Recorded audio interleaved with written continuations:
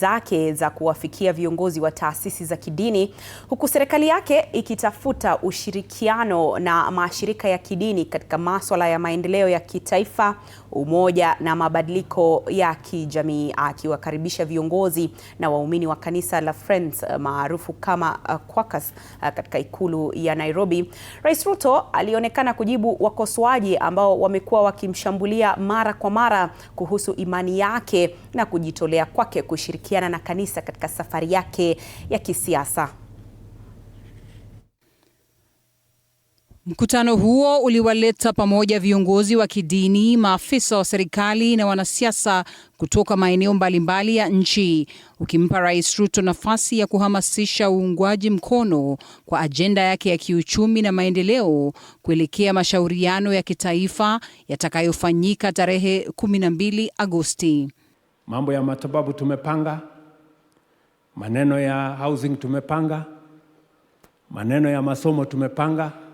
Sasa ni nafasi yetu kama Wakenya tuketi chini pamoja, tupange destiny ya taifa letu la Kenya miaka 20-25 ijayo. Mamia ya waumini wa kanisa la Friends walihudhuria hafla hiyo, wakitumia fursa hiyo kusisitiza umuhimu wa umoja wa kitaifa, huku wakionya dhidi ya kukabidhi uongozi wa nchi kwa watu wanaoongozwa na chuki, kinyongo na kulipiza kisasi. Somebody who is bitter, who is driven by vengefulness, who is driven by vindictiveness cannot be trusted with leadership.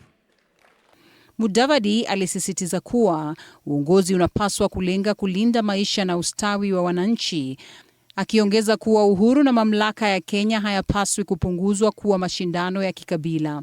We cannot convert the leadership of this country to an ethnic poll. Na isiwe ya kwamba ati hawa wanaendelea wengine wamewacha nyuma. Hapana. Na ndio nimesema ya kwamba Kenya, nikiwa rais wa nchi hii, hakuna sehemu ya Kenya itawachwa nyuma. Kanisa la Friends ni mojawapo ya madhehebu makubwa ya Kikristo katika eneo la magharibi mwa Kenya, likiwa na uwepo mkubwa katika kaunti za Kakamega, Vihiga, Bungoma, Busia na Trans Nzoia.